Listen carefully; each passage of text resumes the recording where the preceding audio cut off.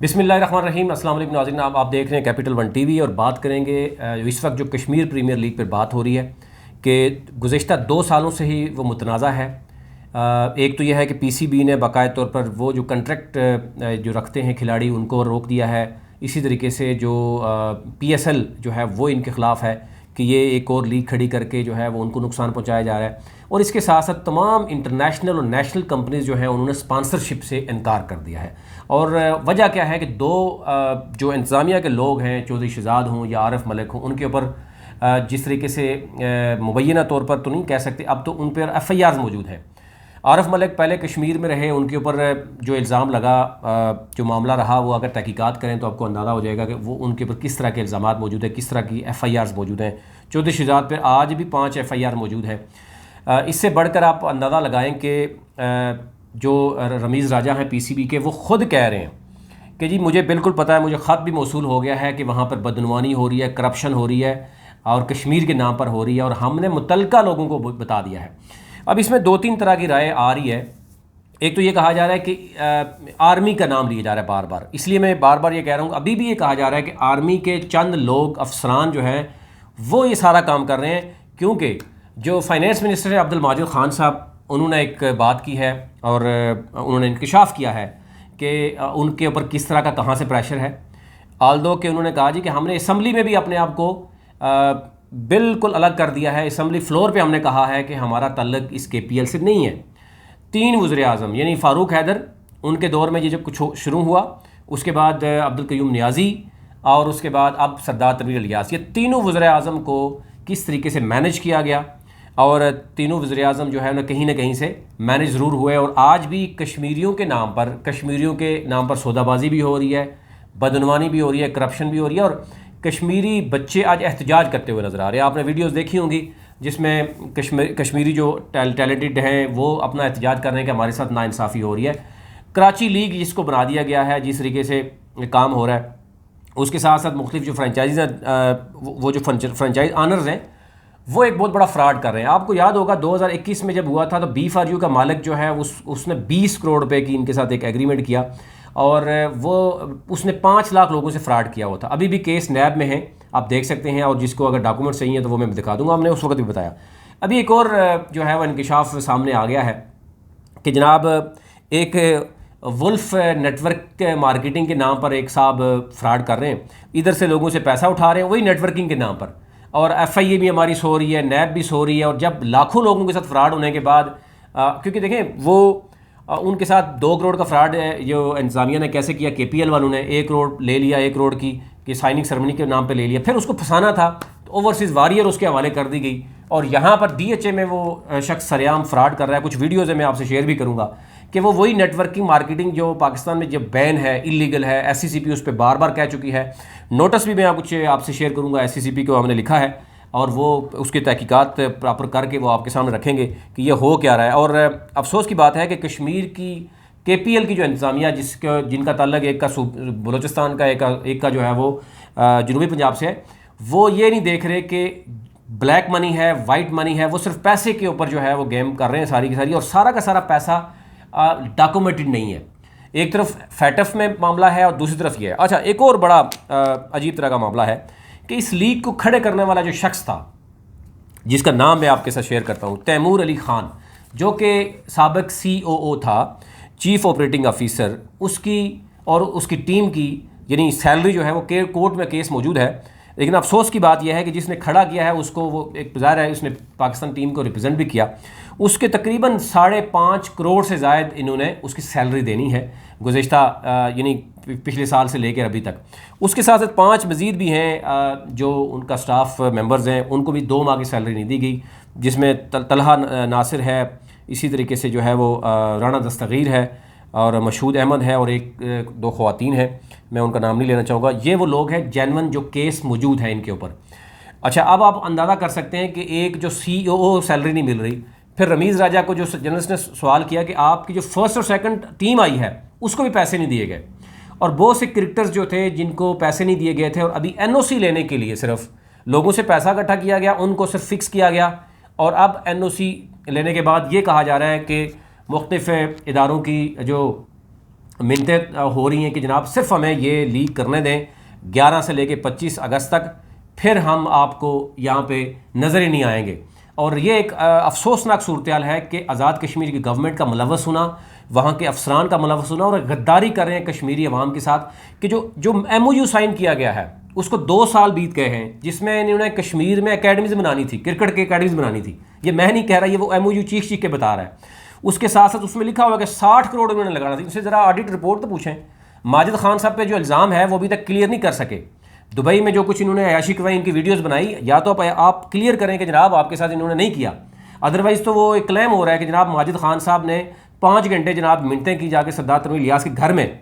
हमारे पास टाइम भी मौजूद है। और उसके बाद आप लेके गए सेकंड सीज़न में सरदार तनवीर इलियास को, और सरदार तनवीर इलियास बारहा ये कहते रहे हैं, उनकी भी कुछ मौजूद हैं टॉक, कि वो कहते रहे हैं कि ये क्योंकि इनके ऊपर इल्ज़ाम है, मैं जाऊंगा तो मैं बदनाम होऊंगा। और अब ज़ाहिर है उनको भी फिक्स कर लिया गया है।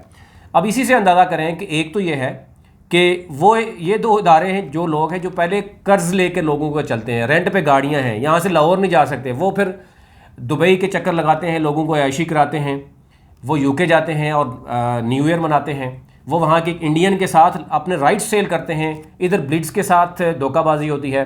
फिर उसके बाद चंद मुलाजमीन जो हैं, जो कितनी KPL है, उनको भी सैलरी नहीं दी जाती।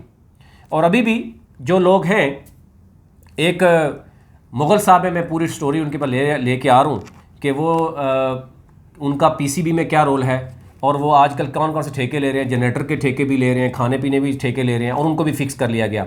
इसी तरह आसफ़ फरीदी साहब हैं, उनके साथ क्या मामलात हैं, बाकी जो PCB के लोग हैं उनको कैसे फ़िक्स किया गया। और सबसे बड़ी बात यह है कि कश्मीरी जो सियासतदान है और कश्मीर की जो ब्यूरोक्रेसी है वो कैसे बिकी है।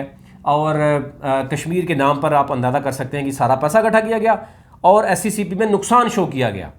और इस वक्त कोई F7 में 2-2 कनाल की कोठी लेके फिर रहा है, कोई सिल्वर ऑक्स में रहता है। सिर्फ 2 साल पहले देखेंगे लोग कहाँ पे थे। इनके ऊपर आज भी 5-5 FIRs मौजूद हैं। लेकिन अफसोस की बात है कि ये सारा काम जनाब इस वक्त सदर जो हैं बैरिस्टर सुल्तान, ये कहा जा रहा है कि उनको भी फिक्स किया गया, उनके किसी बंदे को भी फिक्स किया गया, सरदार तनवीर इलियास को फिक्स किया गया, वहाँ की जो स्पोर्ट्स बोर्ड है उनको ठेके दिए जा रहे हैं, उनको दुबई के चक्कर लगवाए गए। और सबसे बढ़कर जो इल्ज़ाम है कि इस्टेब्लिशमेंट के कुछ लोग उनको ये कहा गया है कि जनाब इस जो PSL है हमारी बेइज्जती ना हो जाए, इससे पहले बहुत हो गई है, सिर्फ इसको कंप्लीट करना है। आपको याद होगा 2021 में कश्मीर प्रीमियर लीग में कोटली लायंस जो थी वो टूर्नामेंट छोड़ के भाग रही थी, सिर्फ इसलिए उनको लिया गया था कि कहीं हमारी बेइज्जती ना हो जाए। अच्छा, अब आ जाएँ जो फ्रॉड हो रहा है। फ्रॉड इंतहाई ख़तरनाक हो रहा है। ये है जो जानजेब आलम साहब हैं, पूरी डिटेल में आपको बताऊंगा कि उन्होंने कंपनी कहीं भी रजिस्टर्ड नहीं है पाकिस्तान में, वो तुर्की के नाम पर अब फ्रॉड कर रहे हैं। इससे पहले भी आपको पता है वो B4U वाला वो फ्रॉडिया था, सैफुर रहमान नियाजी, आपने देखा होगा कि मैं नहीं कह रहा, जिन डॉक्यूमेंट्स चीख के बता रहे हैं, आपको हर बच्चा बताएगा कि उन्होंने 5-6 लाख लोगों से फ्रॉड किया। आज भी लोग उनकी मिन्नतें कर रहे हैं कि उनको पैसे दिए जाए। बेवा ख़वातीन के साथ इन्होंने फ्रॉड किया, और सेम फ्रॉड अब ये जानजेब आलम साहब कर रहे हैं। ये CEO हैं जनाब वुल्फ नेटवर्किंग के, DHA में इनका ऑफिस है। अफसोस ये होता है कि हमारे इदारे जो DHA में भी बैठे हुए हैं उनको ये इल्म नहीं हो रहा कि किस तरीके से फ्रॉड हो रहा है, और वो खामोशी से देख रहे हैं। FIA भी खामोशी से देख रहा है, NAB भी खामोशी से देख रहा है। और जब करोड़ों लोगों के साथ, लाखों लोगों के साथ करोड़ों का या अरबों का फ्रॉड हो जाता है, उसके बाद ये इनको होश आता है। और अब उन्होंने 2 करोड़ तो लगा दिया, अब 2 करोड़ की उनकी जस्टिफिकेशन लेने उनसे पास नहीं है। फिर ओवरसीज़ वॉरियर किसी एक बंदे की को दे के उनकी ब्लैक मनी को वाइट करने के लिए, वो क्योंकि शो करते हैं क्रिकेटर साथ तस्वीरें अपनी, और लोगों से पैसे बटोर रहे हैं तुर्की के नाम पर कि जनाब तुर्की में हम बैंक में कर रहे हैं फलाना का। जैसे सैफुर रहमान नियाजी फ्रॉड कर रहा था, ये उसी तरह फ्रॉड हो रहा है। कोई जस्टिफिकेशन नहीं है उसके। किसी शख्स में भी आपको मैं एक ऑडियो सुनाऊंगा, उनसे ज़रा पूछें कि क्या बिज़नेस है इनका। कोई बिज़नेस नहीं है, वही नेटवर्किंग हो रही है, लाखों रुपए लोगों से ले रहे हैं, सूद पे पैसा दे रहे हैं, और यकदम आपको पता है कि ये पॉन्जी स्कीम जो होती है उसमें बैकअप होता नहीं है, और फिर वो लोग फ्रॉड करके भाग जाते हैं। अब कश्मीर प्रीमियर लीग क्योंकि एक ऐसी चीज़ है कि जो इनको छुपने का मौका दे रही है, यानी ये शाहिद अफरीदी या वसीम अकरम के साथ एक तस्वीर बनाएंगे और आवाम को बेवकूफ़ बनाएंगे कि देखिए जी हमारे प्रोजेक्ट में जनाब वसीम अकरम भी है, शाहिद अफरीदी भी है, और अभी भी यही कुछ हो रहा है। और 2-4 करोड़ दे के आगे अरबों रुपये लूटते हैं और फिर मुल्क से फ़रार होते हैं। आज भी मैं आपको ये बड़ी वसूख के साथ कह सकता हूँ कि जानजेब आलम CEO जो वुल्फ मार्केटिंग है वो फ्रॉड कर रहा है। उसका कोई बंदा जस्टिफाई नहीं कर पा रहा, वो भाग रहे हैं, वो बात नहीं कर सकते। और फिर अफसोस की बात यह है कि कश्मीर की इंतज़ामिया और गवर्नमेंट, उस पर अफसोस ही की जा सकती है। और इस वक्त नौजवान जो कश्मीर का है वो एहतजाज कर रहा है, उस तरफ किसी की तवज्जो नहीं है। और इसमें बिल्कुल क्लियर मुलव्वस है सरदार तनवीर इलियास भी, इसमें क्लियर अब्दुल माजिद ख़ान मुलव्वस है, इसमें क्लियर जो है वो कश्मीर की स्पोर्ट्स बोर्ड इन्वॉल्व है, सदर आज़ाद कश्मीर इन्वॉल्व है, इन सब को पता है। और इसमें रमीज़ राजा साहब ख़ुद भी तस्दीक कर चुके हैं कि हमारे पास रिटन सबूत भी हैं, दरख्वास्तें भी हैं, और हमने मुतलका कुछ लोगों को बताया, वो जिस तरफ इशारा कर रहे हैं, और उन्होंने ही हमें कहा कि खामोश रहे। इससे अंदाज़ा हो सकता है कि कौन कौन से इदारे किस तरीके से कश्मीर प्रीमियर लीग के लोगों को जो है वो तहफ़्फ़ुज़ दे रहे हैं, और इसके पीछे ज़रा पैसा इन्वॉल्व है कि एक ये सीधी सीधी मनी लॉन्ड्रिंग हो रही है। कि पैसा तो आप देखें कि अभी तक 1.5 से 2 अरब रुपए की तो ट्रांजैक्शन नज़र आ रही है टीमों की सूरत में, लेकिन SCCP में जो अकाउंट में शो किया गया वो ना होने के बराबर, अकाउंट यूज़ ही नहीं हो रहा, अंडर द टेबल डील हो रही है और रिटर्न जमा हो रही है, जनाब के नुकसान हो रहा है। इसी से आप अंदाज़ा कर लें कि कुछ तो डॉक्यूमेंट्स हमने आपको बताए हैं। और माजिद खान साहब अगर फ्लोर पे खड़े होकर, और भी अपोजिशन के लोग फ्लोर पे करते हैं कि हमारा तल्लक ही नहीं है कश्मीर प्रीमियर लीग से, और इस कदर इनकी टांगें और हाथ बांध दिए गए हैं कि ये कुछ कर भी नहीं पा रहे। ये ओवरऑल सूरत हाल है, वो आपसे शेयर करनी थी। लेकिन ये प्रीमियर लीग होती है नहीं होती, इस पर बहुत से सवालात हो चुके हैं, उठ चुके हैं, और ये ज़राए बहुत ही क्लियर बता रहे हैं, आप भी, मैं भी इधर ही हूँ, आप भी इधर ही हैं, कि ये शायद आखिरी बार इनकी होगी। इसके बाद ये जितना लोगों से फ्रॉड कर चुके हैं, इनके लिए मुल्क में ठहरना ही मुश्किल हो जाएगा। और ये पहले ही UK और दुबई में ये ऑलरेडी गेम्स डाल चुके हैं कि किस तरीके से यहाँ से उन्होंने भागना है। ज़ाहिर कश्मीर के नाम पर भागना भी आसान होता है, आप जानते समझते ही हैं। FIRs पहले इनके ऊपर हुई हैं, और मज़ीद भी ये जो जिस तरह के केसेस तैयार हो रहे हैं, तो उसमें फिर आपको नज़र आएगा कि यहाँ पर आपको ये लोग नज़र नहीं आएंगे। लेकिन कश्मीर का नाम बदनाम करने के बाद, और कश्मीर को जो इन्होंने टास्क देना था, जो MOU किया था, अगर वही लास्ट जो साबिक वज़ीर-ए-आज़म है वही पूरा करवा लेते, कि इन्होंने लिख के दिया कि हम 60 करोड़ लगाएंगे सिर्फ कश्मीर की क्रिकेट अकेडमी, कश्मीर के ग्राउंड्स पे लगाएंगे। एक मुजफ्फराबाद का स्टेडियम भी 13 साल के लिए इनको दे दिया गया, और 2 और स्टेडियम इन्होंने तैयार करने थे जहाँ पे फ्लड लाइट्स लगानी थी। ये मेरे पास पड़ा हुआ है MOU, अगर किसी को याद नहीं है तो। अगर ये फेलियर हो रहा है, तो फिर जो स्पोर्ट्स जिसकी वजारत जिस आज़ाद कश्मीर के मिनिस्टर के पास है, तो वो चूड़ियाँ पहन के बैठे हुए हैं। मिनिस्टर जो है कह रहा है मुझे पता ही नहीं है, और ऑफ द रिकॉर्ड वो बता रहे हैं कि जनाब हमारे हाथ बांधे हुए हैं। तो ये इदारों को देखना होगा कि अगर वाकई इनके हाथ बांध दिए गए हैं, तो एटलीस्ट बताना चाहिए कि कश्मीर के अवाम पर जो फ्रॉड हो रहा है, इसका रिस्पॉन्सिबल कौन होगा। आज तो ये सारा कुछ हो रहा है, कल जब सवाल उठेंगे तो फिर कहा जाएगा तो अभी हमें पता चला है। तो फिर अफसोस होता है कि इदारे सारे जानने के बावजूद आंखें बंद करके बैठ गए।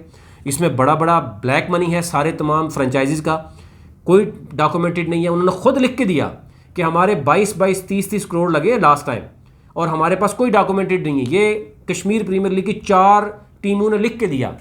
तो उससे भी बढ़कर अगर कुछ भी नहीं हो पाया, तो फिर इसी से अंदाज़ा कर सकते हैं। मज़ीद जो कुछ डॉक्यूमेंट्स हैं, कुछ वीडियोज़ हैं, वो आपसे शेयर करते हैं, आपको अंदाज़ा हो जाएगा कि ये कश्मीरियों के नाम पर क्या कुछ हो रहा है। अभी तकलीफ नहीं।